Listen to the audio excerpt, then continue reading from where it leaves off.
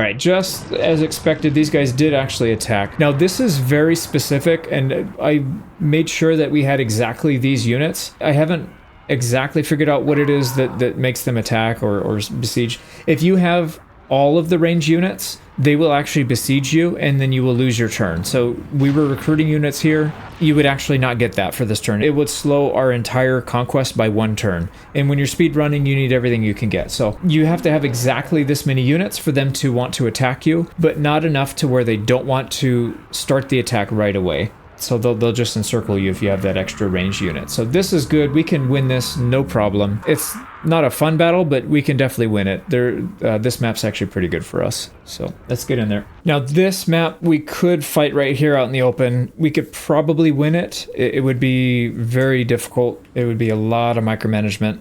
There's actually some beautiful territory back here in the back. Really nice choke points. So what we'll end up doing is just choke pointing down here. So we want to get some of these units, some of these cheaper units in the front, and then we'll get 2 rows back here, and anything that enters this area is just going to get completely bombarded. Now we also want to use our heroes and stuff, and then we have obviously our crap units. This is basically the garrison. They haven't had any time to respawn yet, so they're basically just going to get in the way, which is perfect. That's what we need. We need units to get in the way so we can stop their attack. Let's go ahead and start the battle here. So let's get these guys down into the back. I think, yeah, this looks pretty good. So Snikch is actually going to be in the front, but not on the front line, because we don't want him to take too much damage. He does have a shield, though.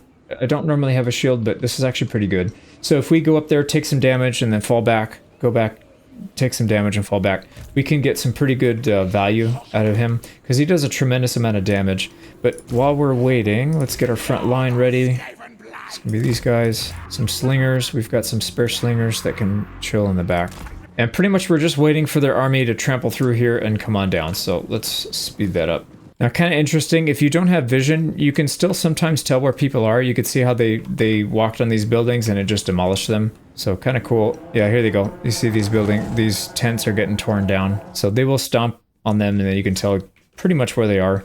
Now, in the first stage here, they're going to come screaming down this hill. We need to get as many of our nukes off as we can. So let's slow back down to normal speed. Do not let this guy get caught by cavalry. He will get completely torn to shreds. Let's get our hero out front, actually.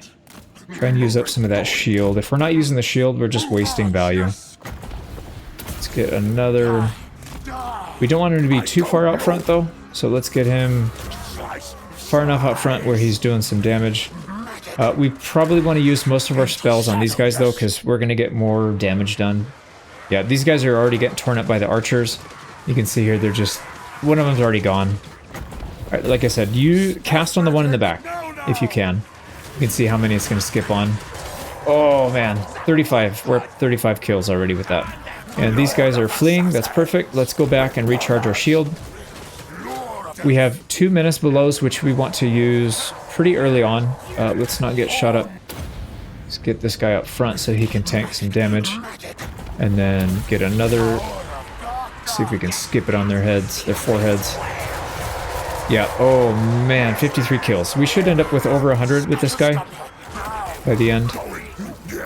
Let's get Snikch close to the front. His shield's recharging. It's a 30-second recharge rate. So as soon as it's done, we'll send him in. Yeah, these archers are being a real pain, but the good thing about that is we can dodge it pretty easily, and they're not shooting at our archers. That's the thing that hurts the most. So I would actually rather them do that. Now Snikch is going to take some damage here, so let's get our other guys up there. Pull these guys back. Let's start working on those archers. And we can't... I would like to summon Menace Below on them, but we need them here. We just don't have a front line. Yeah, you can see right here, they're doing some damage. Actually, this guy can do some combat too. He's actually not bad.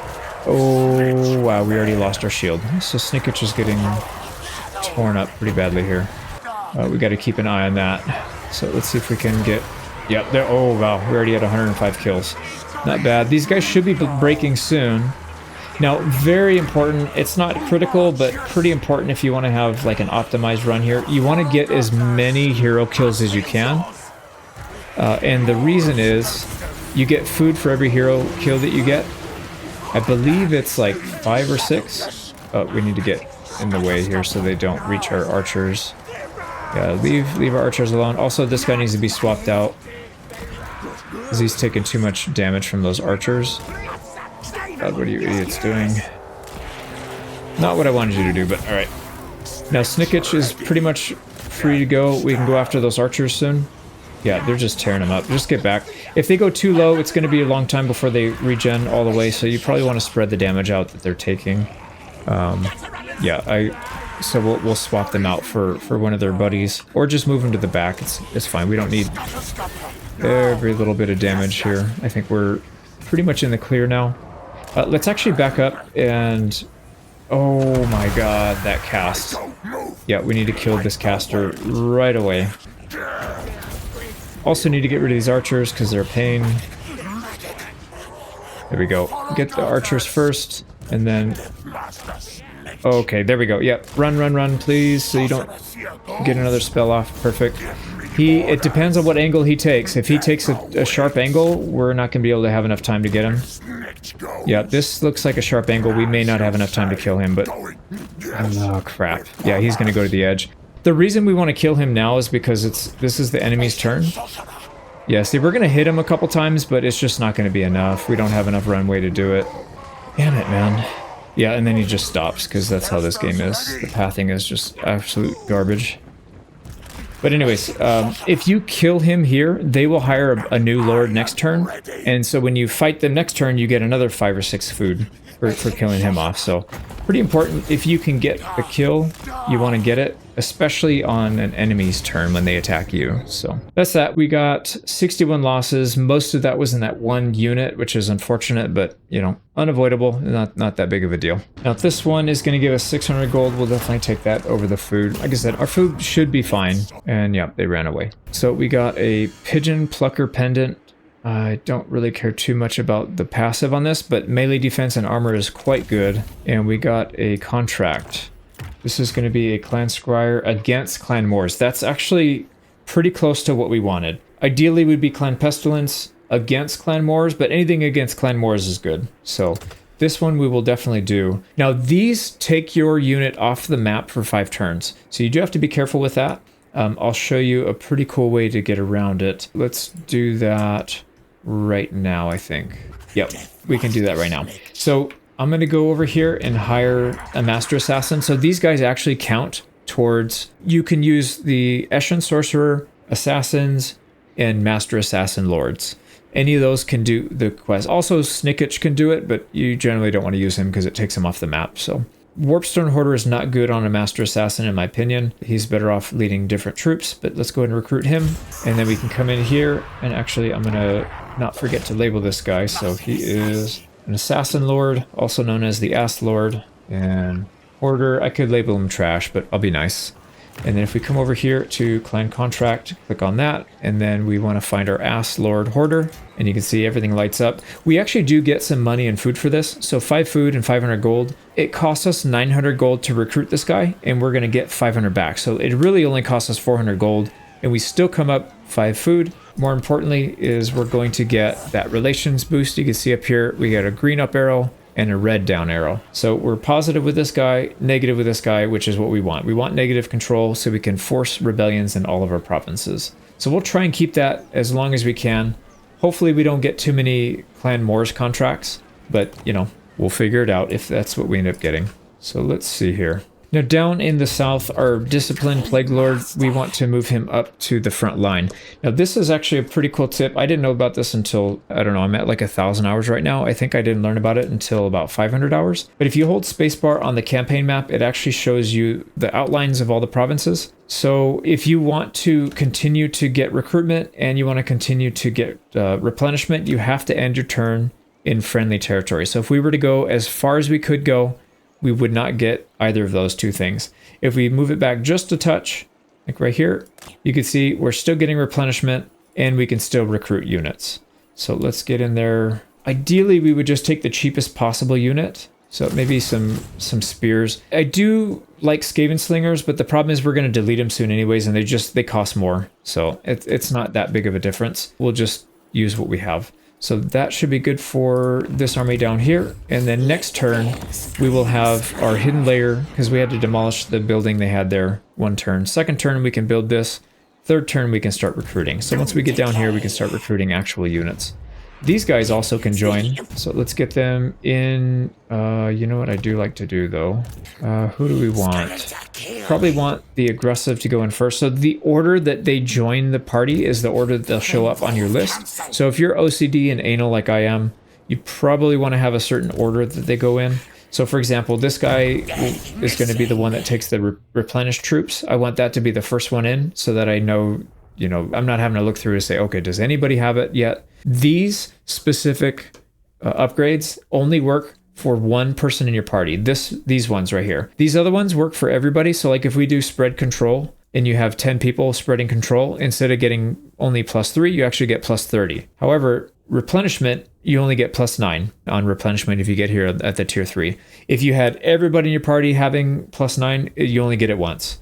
But like I said, these other ones you can stack. So this guy will join first, and then our combat ass temp will join second, and he will actually fight next turn because we're going to get attacked. This guy's going to come out and attack us. 99% of the time he does it, so we'll make some money off of it. That is it for our southern army. Let's check out everything else. Now we did get that pigeon plucker pendant, and we already have a talisman on Snikch. Our Echelon Sorcerer is not going to be doing any combat. So not melee combat, so I don't really care if he has armor or melee defense. So I would rather put that on our assassins that will be frontlining. So these two that just joined, especially the combat ass, the aggressive one, he's going to get the pigeon plucker. That basically gives him 50% more armor, so pretty good there. And then, yeah, we've got recruitment done. Everything's pretty much done. Now, as soon as you complete a quest for somebody that brings your relations up to positive, it reveals them on the campaign map. So we have access to Clan Scryer. That's the one that we have the positive relations with. As you can see right here, he's at war with somebody.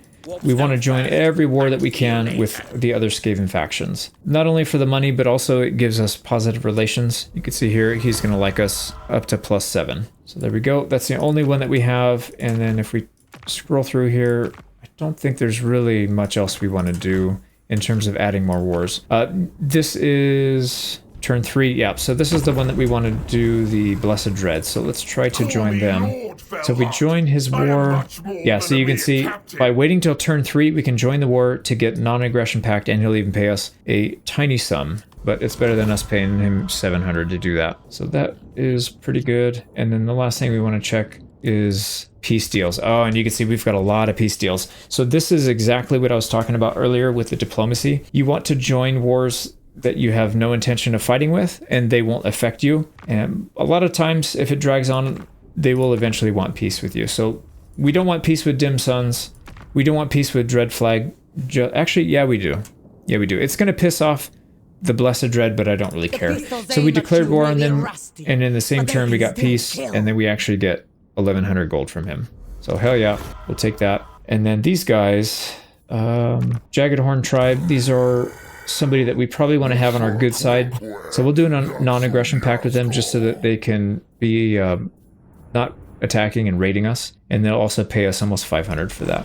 And then finally we've got the Lizargs. I don't know who the hell these guys are, but they're going to pay us 741. And then while we're still on their screen, I forgot to do that. So you can see here, they're at war with the Khorne faction, and now we are too. They're pretty weak. I don't know, they'll probably get wiped out. So instead of taking gold, you could technically take a trade agreement, but again, I'd rather have the gold, because if these guys get wiped out, that trade agreement's gone. You lose the potential money. So let's just do this. The Skaven factions, trade agreements are fine because you're trying to keep them alive. So we'll get another almost 1300 for that. So like I said, you can make a tremendous amount of money by farming wars and peace deals, especially with the Skaven factions when they spread out. So these guys are really far. We wouldn't have uncovered them for quite a while. Clan Scryer is...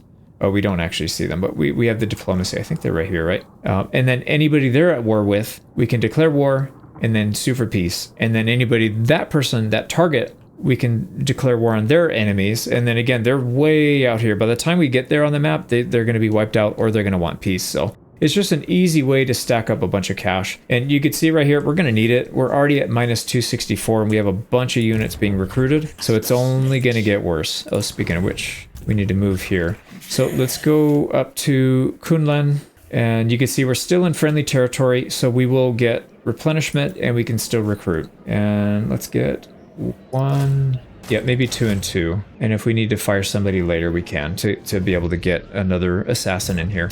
But I think this should be fine. This guy's going to run and hide in his settlement. We'll have to kill him in the settlement, but that should be fine. We are looking real good. I don't think we have anything else to do. Let's go ahead and end turn 3. Oh, hold the phone. I forgot. Before we end turn 3, we actually need to hire one more of these guys, one more assassin, and then we're going to send him far to the west. He needs to scout some settlements. Now, I don't think it really matters too much which one of these we do. I would rather have the determined as a combatant than I would have fleet-footed. So let's go ahead and pull him, and then this is going to be a map assassin, and he's going to be a temporary. So there we go. And like I said, we will send him all the way this way to uncover some settlements for us. We'll start down here and work our way up to Carrick 8 Peaks, and then Skaven Blight. Just in case we don't uncover them through diplomacy, we need to have a backup plan to make sure that we do it. There, and I'll give you a little hint why. There's a clan contract in here that's really quite good. You can overthrow somebody's lair, so grants overship over a Skaven settlement. It can be any settlement on the map. As long as you can see it, you can take it. It has to be Skaven though. So there's no Skaven allies near us. There is one over here, but we don't want to use it on that because we're going to take that militarily anyways. But you can take a fully upgraded tier 5 settlement over here within 15 or 20 turns. It's pretty insane, but you have to really follow the steps to be able to pull it off. But that is for sure end of turn 3. Now I fully expect to get attacked here. Yep, right on cue. Now these guys are stronger than us. It says it's a close defeat, but I think with a little bit of clever maneuvering we should be just fine.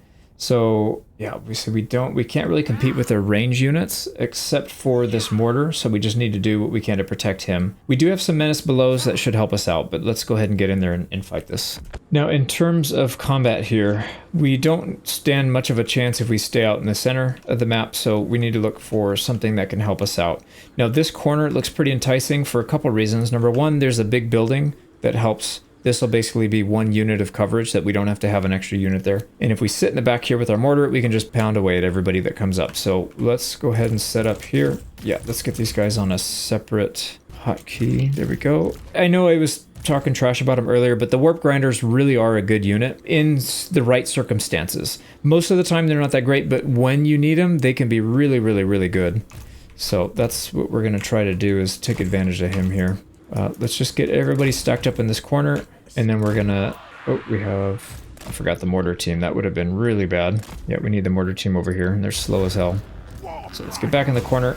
So what we'll probably end up doing is... Let's see, where is their cavalry? There's a cav on the left, probably a cav on the right. We have one unit of spears, and I think the most likely scenario is them charging here by this building. So... this is also a really good tip. What you want to do if you're trying to move units in a really tight space, it's usually better to, instead of trying to get the exact match, draw the shape that you want it to do, and then click and drag. So if you hold Alt and click on a unit, you can drag their thing around. So like, for example, this guy, we want to drag these exactly where we want, we could do that. I think that's way easier than trying to, because this game has really fiddly mechanics when it comes to like placing units. Let's get a Eshin Triad over here on the right side in case they try to send cavalry over here, because these guys, Skaven slaves, are not very good against cav. And then our mortar, we'll put him on hold fire because we absolutely cannot waste ammo with this guy. And then we'll get our, same thing actually, our runners, our slingers. These runners need to hold their fire. Where do we have, oh crap, we only have one unit here blocking this. So we need to have at least 2. Yeah, let's move one of them over, and that means we need to make these a little bit wider. Should not cause us any issues, though. We still have these triads as backup. Right, I think we're probably good with the setup. Let's cut up towards where the battle happens, I think. Right, what can we do here? These guys out front. Yeah, I think we're good. All right, we'll come back with the battle. All right, while we're waiting for this guy to come up, let's talk about one more... Oh my god, these are going fast. And I did not mean for them to do that. Hold your position, please. One thing you should probably identify with every battle is what is your win condition. In this case, our win condition is keeping the mortar alive and firing, which means we need to make sure that protecting them at all costs. So instead of picking off their range units, oh, we should already be shooting at them. So there we go. That's one mistake. Let's just let this guy unleash on whoever he wants, and we probably need to pull him back because he's getting picked on by the archers. Our win condition is keeping the mortar safe and shooting, and it looks like they're going to stack up over here. So let's get these orc guys going. Assassins, get back here, please. They're going after our hero, which we absolutely don't want. Yeah, let's get the unit that's bunched up with other units, so we should get some decent splash damage. Instead of using our units here, our menace belows, to take out their archers, we already have a good solution for their archers, which is the mortar. So we need to ensure that we do not lose our front line. That is the most important thing. That's our victory condition. Here we go. Let's use everything we have available to us. These guys are getting attacked. That's fine. Oh my god, their archers are targeting these guys. Let's pull them back. Yeah, that's really unfortunate. We're gonna need him at some point. Oh, look at that. Our Eshin Triads completely shredded their hero. He's not getting out. Yeah, do not let him out. He needs to die. And then let's get these guys up in the front and then use their nuke. So the what the hell's this guy's name? Warp Grinder. Get him up as close to the front, and then look at how much damage he's gonna do. Just look at that damage. Would you look at that? Would you look at that? Alright, we need to switch this guy. I don't know if you got that meme reference, but that's one of my favorite memes. But yeah, you can see this guy just went to town on these guys. Did 8,000 damage. And let's pull him back so he doesn't get killed. Their front line couldn't break ours, and we just shredded pretty much everything they had. Now, we didn't get a lot of kills. It looks like they got a lot of morale issues. So we'll need to counterattack with the 2 fast units that we have. So we'll start getting ready for that. Where's our assassins? Why? Oh, he was back there. Yep, they were fighting them. Okay, so we have 1 menace below. We can afford to use it now. And they're dead. Alright. So I'm going to clean this up. Let's chase everybody down. One thing I was going to say, anytime you have a map that has these terraces, you have to really babysit these guys. So I had them on an attack command. They were hitting them.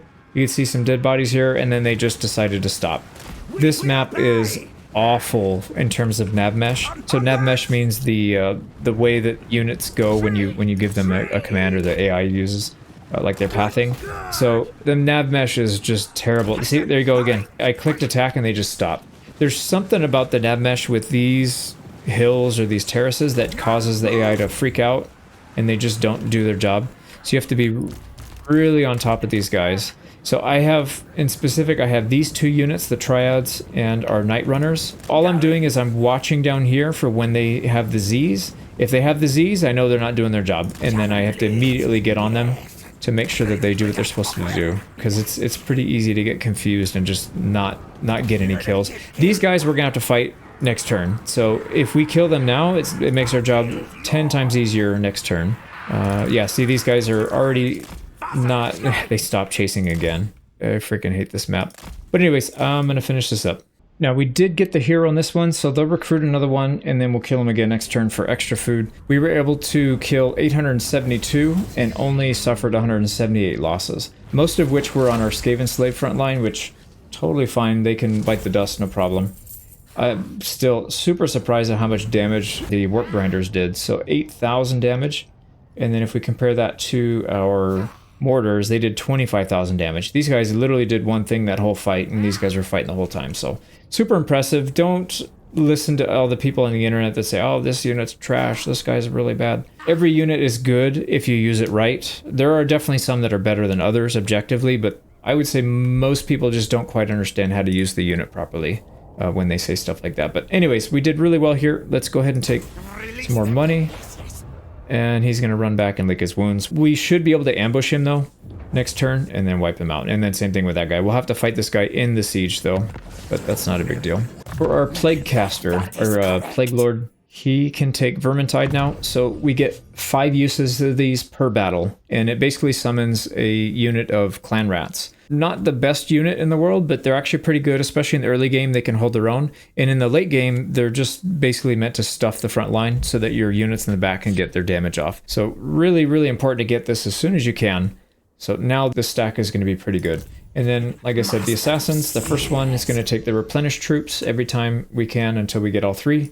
And then this guy's going to go down the combat line. And then our caster can take another point into scouting. And we're looking really strong here. Let's go ahead and finish these guys off. So you can see our replenishment, because we ended our turn in friendly territory, even though we had to fight an extra battle there at the end, we pretty much healed the full just about on everybody. So very important. So anytime you're taking a fight, especially if you know you're going to get attacked on the enemy's turn, it's incredibly important to make sure you know what, like if you're in friendly territory, enemy territory, if you're taking attrition, what stance you're in, all that stuff's really important. But let's go ahead and take this guy out. So we did get an ambush. That makes it a little easier, although these guys are pretty easy to kill anyways, but let's get in there and fight it. Now, I mentioned before, if you're heavily favored in this fight, you can pretty much expect them to just try and run off the map. I'm a little concerned that that's what they're going to try to do here. So normally, if you know they're going to turn and fight you, I usually go for the back half. So I would just set it back here, take out their cav because they're the only things that can really give us trouble. Take out the archers because they're the only things that can cause damage. And then the rest of these units we could just kite and do whatever. In this case, I don't know if they're going to leave the map. That's the problem. If they do leave the map, we're going to be missing a lot of damage. So what I'm probably going to do is just set up over here. We'll start shooting at them with the mortars right off the bat. We do have some anti-cav. So if they do try to attack us with cavalry, we can stuff them, no problem at all. If they try to push our line, we do have some Skaven slaves that'll distract. We've got plenty of units that can get damage in the back. So let's go ahead, and then obviously we still have our heroes and stuff. So let me get this set up and then we'll fight it. Okay, we're ready. Now the only thing we need to worry about now is letting these cavalry touch our mortars. We don't want that.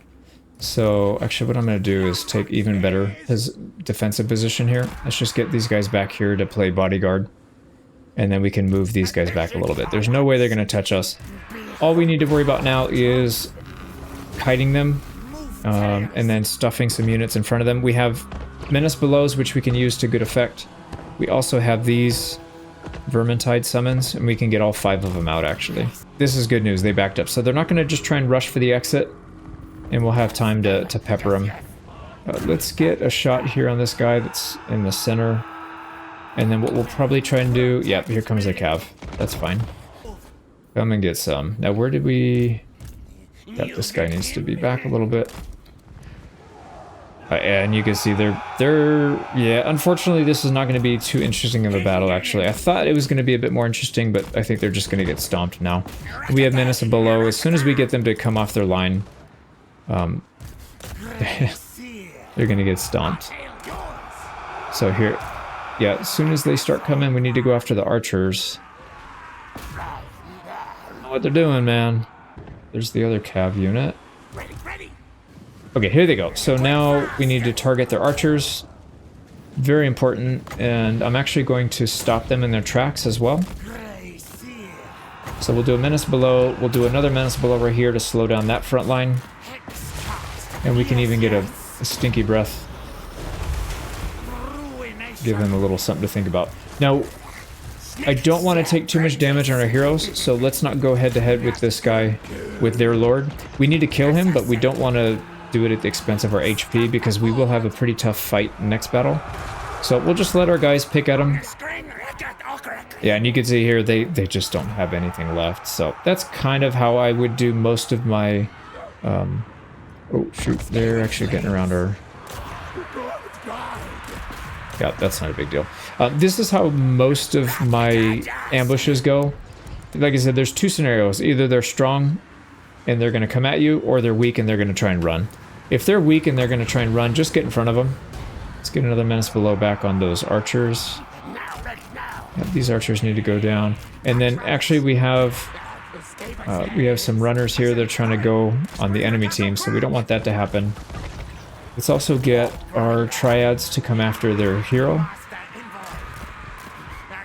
And then let's not... Yeah, let's actually go... Oh, Jesus, gotta babysit these guys.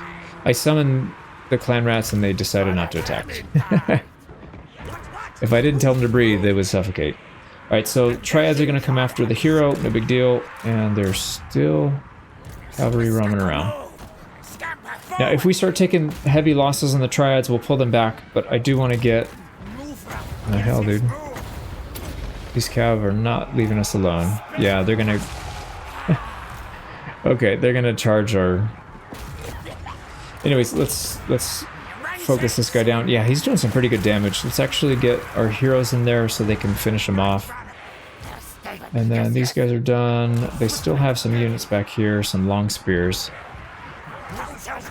We can also get our warp grinders here. So if he tries to run, we can just freeze him in place. Let's do that. Yep. We took a little bit of damage, but like I said, we should be fine. I think they'll heal up. Yeah, so let me finish cleaning this up. Here we are, and we took 23 losses. Most of them were triads. And then we also get 400. So in general, when it comes to whether you should take treasury or food, in the early game for me, my cutoff is around 300 to 400 gold. So this is like right on the border. Because we are negative 1,000 per turn right now, we are taking the treasury. We will need the food though, but you can see we're already maxed out. So yeah, not ideal, because the next battle that we fight, we're going to lose that food, unfortunately. Because it's good. We're going to probably make about 20 food, and we only have room for 5 more once we take the settlement. So not a big deal, though. Now, we have not really a tough choice, but this is something to consider when you're thinking about which to attack first. And this is specific to... maybe there's other cases, but right now, this is specific to the Skaven. We don't have room for our food. We need to spend it on upgrading to max. So we could either upgrade this one, which has 2 settlements, or we can take Kunlan first, spend the food, and get one with 4 settlements. So obviously, I think it's pretty obvious, we should take Kunlan next. Yeah, very important. Now, let's see how much movement speed we have afterwards remaining. So 29%, that's actually enough to sack it. Usually you need to have about 20 to 25 movement speed to be able to sack. So you can keep an eye on that. Let's make sure that we have our item equipped. Yeah, see, we didn't. Very important to get this on there, because we will use this during this siege. And since we're here, let's just take some perks. We want to go down the blue line with this guy and defense with that guy. All right, so this siege looks like it's going to be tough, but it's actually pretty easy. Skaven, I feel like Skaven have probably some of the easier sieges in the game. Even without siege equipment, it's pretty easy. But let's get in there. Now, you could be sneaky with Clandestine because some of these units are hidden, so they won't even see it. You can just deploy right here and then run up, take the walls, and then get in, open the gate, and let some people in. So generally what you want to do is put your units that do not have stock, that they're visible by the enemies, just put them all over the outside of the map. So maybe put like 1 unit over here, 1 unit over here, and then the bulk of them kind of close by to where you want to enter, and then start shifting everybody as soon as you spawn. Shift them to where your guys are going to open the gates, and then you can get in and establish a foothold. In this case, this settlement is so terrible defensively that we don't need to do any of that stuff, or at least the way the AI does it. So if, you know, as a player, this would be a really good spot. Just put archers up here and pound people. There's no towers to defend, so you can just walk up. But the AI doesn't usually do that, so I think we just walk up and handle our business. So let's get up there. Now, we do have archers, so we need to juke. We'll take the wall down. We could go up the wall right off the bat, but I don't think it's really worth it in this case because we want to use our spells to our advantage, and using them on the wall is not really ideal. And if we climb the ladders to the wall, they're just going to send wave after wave of units, and it's just not going to be good. So we want to take the gate down, get these archers off the wall. Perfect, they're off. Now we can move our own archers up pretty safely. So we'll get them up here, and we'll do 2 lines because it's too tight to get all 7 in there. And they still have... No, yeah, see, they replaced it with a melee troop. These guys don't shoot, obviously, so we can just get in there and start raining arrows down on them. So let's speed this up till we have the gate down. Now, archers are in position. I don't really want them shooting at these guys up here. Ideally, we would shoot at anything that can shoot back at us. So we'll try to focus on that. These guys will come off the wall. So anytime a unit's on the wall, they actually get a bonus. You can see here they get range bonus, missile block chance, and missile resistance. So shooting at units on the wall is actually not a good idea most of the time. But yeah, shooting these guys back here, they have no bonus. Shooting over the wall, they don't have a bonus, so this is very safe. And we're doing a 7v1, so it's pretty safe to do that. So let's speed this up. Yep, there we go. We're through the gate. We want to get Snikch out so that he can use his spell. We want to get this guy out so he can start summoning our little skipping stone thing. What the hell is this thing called anyways? The warp stars. Yep. And we should have like 300 or 400 kills by this guy by the end. But essentially what we're going to do is Snikch is going to draw them in. Okay. Let's not chase. Let's get these guys on guard mode there. Okay, here we go. So, yeah, ideally... Oh, crap. They're going to... Yep. They have a caster here that's going to do a lot of damage. So you can see here, when you're using this spell... we just got knocked on our butt somehow. But you want to get into the center of their formation as best you can and then cast it. So you can see it does a circle of damage. So these guys, and if they're walking towards you, even better, because it'll kill the units that are there if you're just standing still. If they're walking towards you, then it means those guys that are walking are going to get hit as well. Now, this, I messed up my formations here, didn't I? Yeah, let's get this guy casting on group 4. Okay, Snikch needs to go back so we're not taking quite so much damage. Let the archers do their thing. And then once the archers are out of ammo, we still have all of our runners. They'll be completely fresh.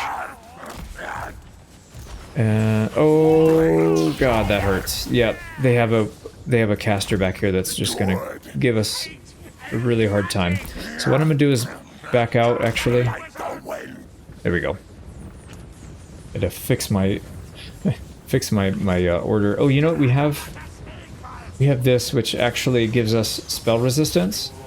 So why don't we try and bait them into casting the spells on this guy, on our caster? See if that helps. Because he can do this every 60 seconds, and he gives us spell resistance at plus 40%. He already has a 20%. So that'll take it up to 60.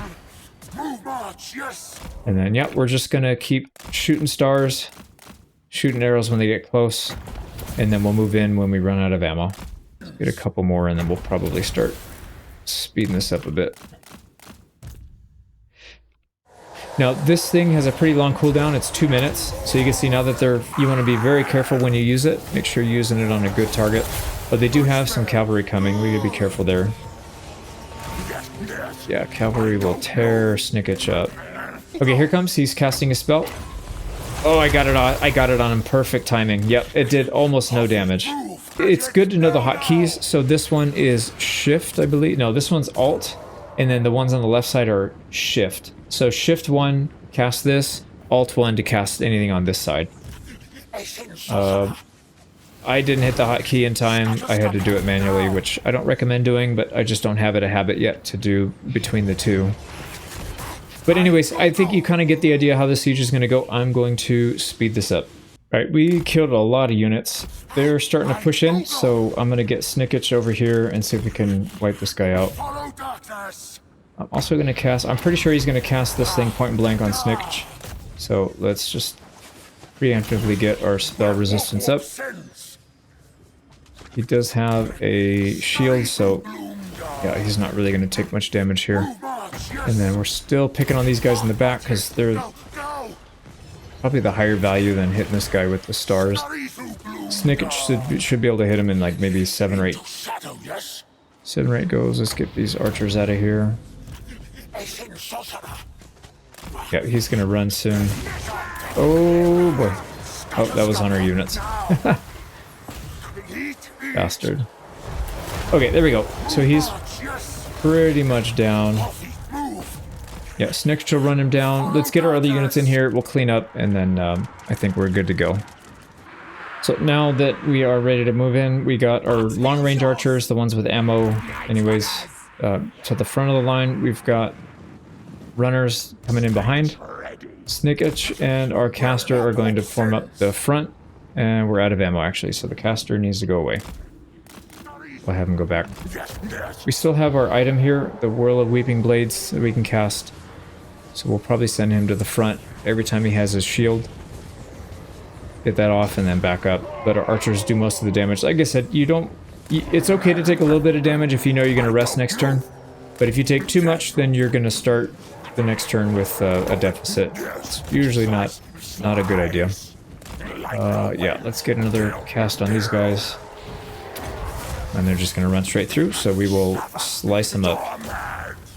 Okay, and then we still have menace below, so we can trap some of them. Should be pretty straightforward at this point. I'm just going to shove everybody forward. And we'll finish this up.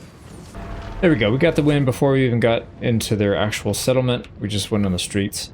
You could run people down, and I usually recommend it. It only takes a minute or two, and then you'll get some extra resources. So, like right here, there's 3 full stack, or not, 3 full units, completely undamaged.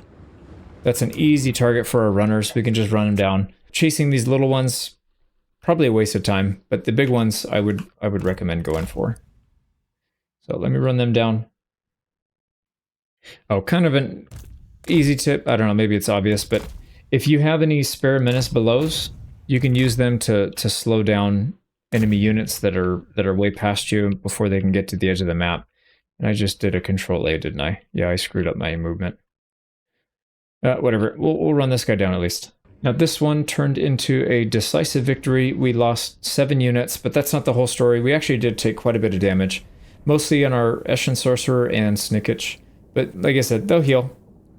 And they're pretty easy to manage their damage. These guys are a little bit harder to manage, so we'll definitely take that. Like I said, we got 14 food. Unfortunately, most of it's wasted because we already were at our max. And then this one, we do want to sack because we have the movement range, and then we'll go back in and occupy it at tier 5. So there we go, all the way up to tier 5, and that's giving us a bunch of items. We're getting spammed here. Spam, spam. That's faction destroyed, so the Dimmed Suns greenskins are gone. That was their last settlement. And in terms of what we're going to build in our tier 5, so the first one's a little different. A lot of the other ones are kind of going to be cookie cutter. So let's talk about this. First, we want to get food from the commandments. There's a couple options here: control and corruption reduction, growth and construction cost reductions, kind of nice, recruitment cost and local recruitment capacity, or Skaven corruption and food generation. Obviously, food generation is the most important one. You could make an argument for building cost reduction if you don't really need the food. I don't think a 10% reduction of building costs is going to make that big of a difference for us in the long run. So I would just, for sanity, just leave it on exploitative planning. But essentially what we're going to build here is hidden layer, walls, and because this is our first settlement, we need to make sure we are unlocking techs. And also, very important, getting the engineering cavern, the construction cavern. So as soon as we build this, we can get a warlock engineer, and he will go out and build an under empire city, which we'll talk about when we get there, but very important to get that done. We need to get this ASAP. So in 3 turns, we can hire one.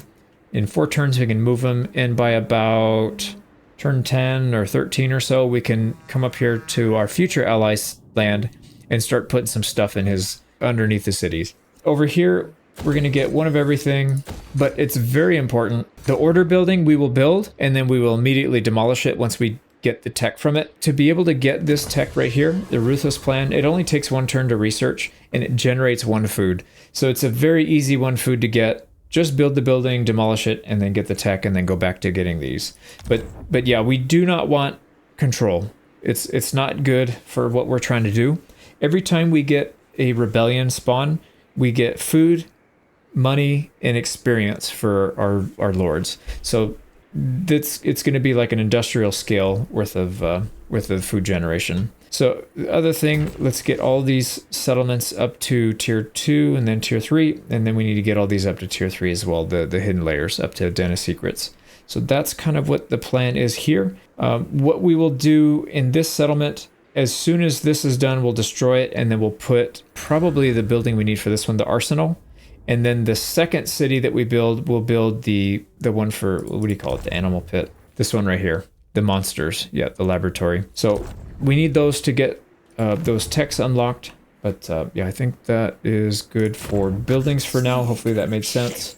And we are level 8 with Snikch, and we saved up 2 skill points, so we can immediately get these 2. So Jump Scare is going to give us the ambush success chance. Contract Loopholes is going to give us the hero and lord recruit rank, as well as upkeep reduction.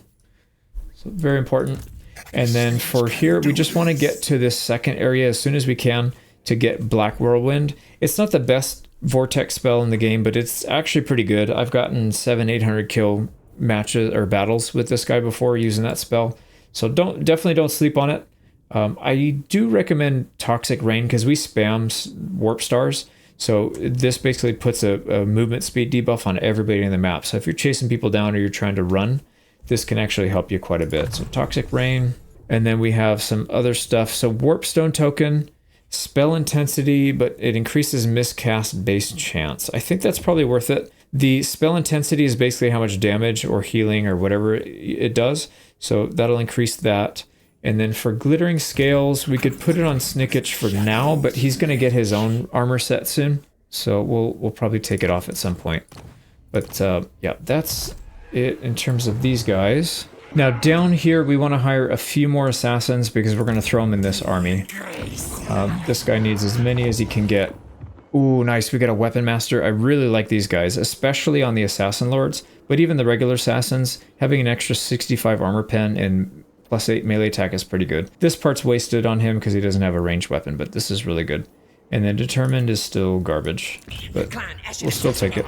Like I said, you can see our wages are still hovering around -1,000 per turn, which is not ideal, but let me get these guys relabeled. Oh, and in terms of how to level these guys up, I personally prefer to level up defense and survival first. They do a lot of damage already as it is, but they don't have a lot of survival. So the more survival you can give them, both with melee defense, armor, and hit points, the better off they'll be. So they don't have a lot of opportunity to get this, but you know, we can give them some items as well, and that should help their survival. But next turn, we will have them come down and join this guy's army. Like I said, they start at tier 4 because of that perk we just took. And then this guy, our map assassin, we can send him, we want to go down here between this passageway and then up here. Carrick 8 Peaks is right up here, and that's a settlement that we really want to take.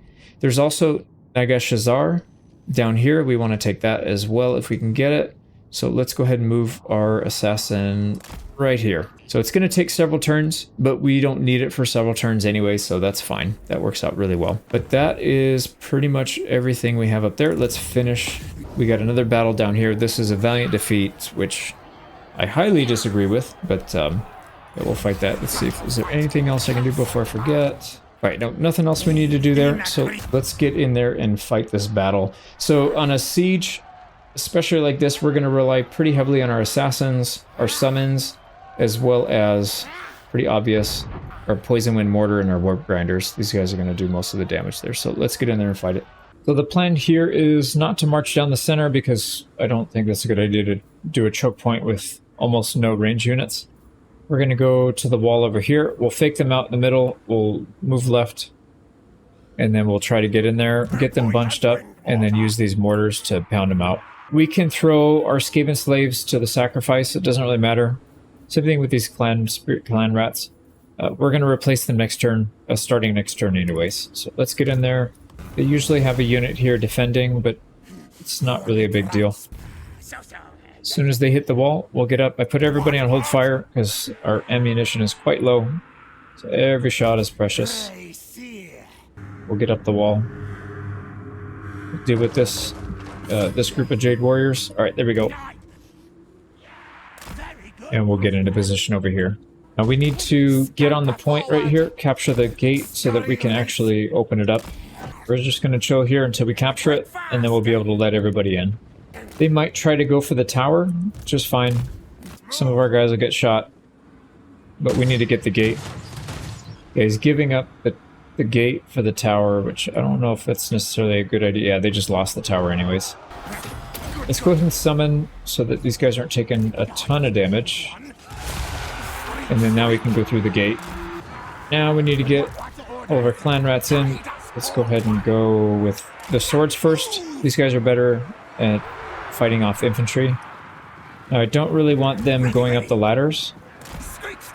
And for some reason, this game just loves to send people up the ladders. So to counter that, you can just put them single file and then move them through one at a time, and then they should be fine. Use another summon here. Just make sure we're not taking too much damage on these assassin. Alright, next one. And we got to keep an eye out for enemy units coming in. They got archers coming in, maybe. Alright, these guys are ready. We're gonna go target the units that are out here by themselves. That should be a pretty easy target. And then we'll use these guys to surround. Surrounded units take significantly more morale damage. If they have any archers come in, we will just blast them with our mortars, but I don't see any archers. Alright, here we go. We are fighting them. These guys are about to break. Oh, our clan rats did break. Let's get one more summon here, maybe in the middle. Get right into the thick of it. Let's get more clan rats in here. So one thing, you do not want units climbing ladders if they don't have to, and the reason being is when they get to the top of the ladder, they're what do you call it? They'll be exhausted, so their stamina will be basically drained completely. So if you can go through the gate, much better to go through the gate, and do not let them go up the ladder. We have another unit coming this way. It's peasant spearmen, so we don't really need to fight them. With our heroes anyways. We'll take them out with the Skaven slaves. They should do a fine job. We go. No, see, why are they... I don't understand why they're trying to go over the ladder. They're literally inside the gatehouse and they want to go back out. Let's go ahead and charge the back. And if you have time, you can micromanage your heroes. Whoops. If you have time, you can micromanage your heroes to get cycle charges off. So you can see here, it causes quite a bit of morale loss, and we're getting shot. Oh, they do have archers here, so let's go ahead and target them. But you can cycle charge. It'll cause massive morale loss, and also pretty good damage. There you go, and just keep doing that. And if you go into prolonged conflict, you just stand there and go into melee, they will take damage, but if you cycle charge, they pretty much don't have enough time to shoot you. Let's get this guy up top. Okay, it's time to get our spears in there now, or the other clan rats. Get these guys surrounded. Our clan rats are losing against the peasants, somehow.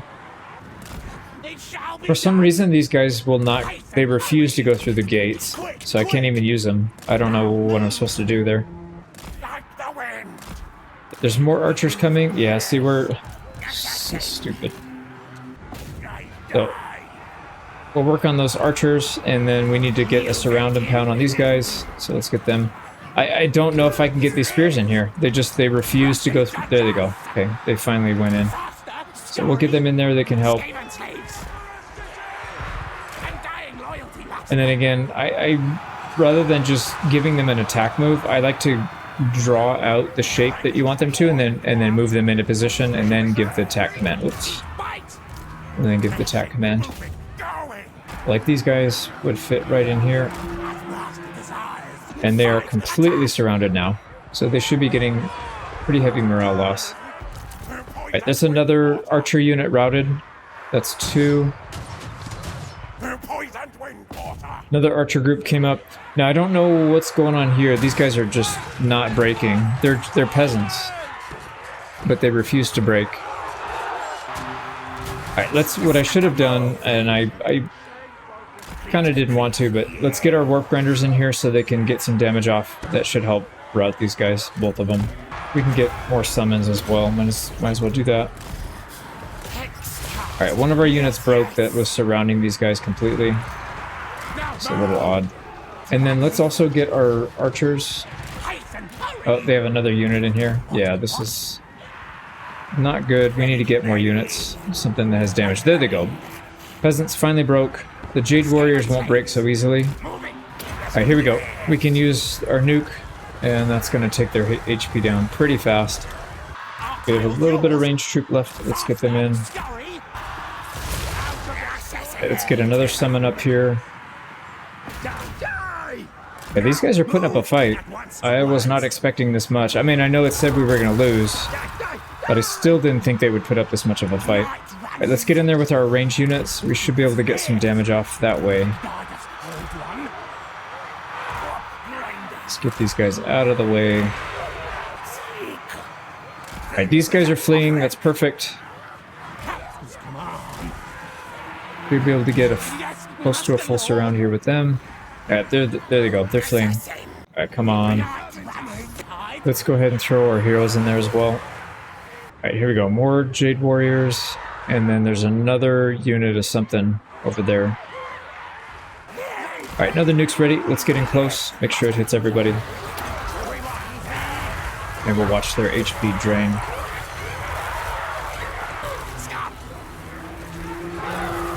They're starting to rout, but so are our units.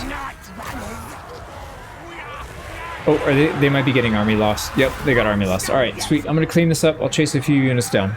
It gave us a close victory. I don't know if I agree with that, but we lost 414 units, almost entirely our front trash units that we're going to get rid of anyways. Well, that's fine. And then we did take some damage on our front line, but they'll heal. So 3 food, a little bit of cash, and another scrying stone. Now this one's interesting. This is unique to Skaven. I think it is a ambush success chance of plus 7%. And it also gives you some damage mitigation, so 20% every 60 seconds. We don't have room to sack, so we will loot and occupy. So that completes the province. We'll pick up another 2 food next turn, so that should help quite a bit. Kind of. So every settlement you own is -1 food, and every army you have out is -1 food.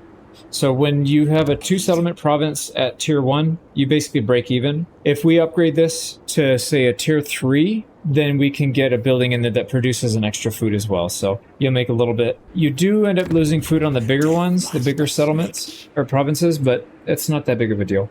I'm not seeing much by way of diplomacy, so I think we're pretty much good for the end of the turn. Let's just go start recruiting some units back here on our Plague Lord.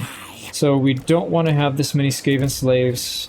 Let's go ahead and combine, get rid of the lowest one, and then we'll recruit up some units here. So we can get up to 5. Because we have the Poison Wind Mortar, these guys are pretty good at taking out enemy archers, and so I feel like having more Night Runners would be useful, as opposed to having some Night Slingers. Night Runners versus Night Slingers. We'll take a couple anyways, but the rest I think we'll do these guys. And we also need to save some room for more assassins, but yeah, we have 2.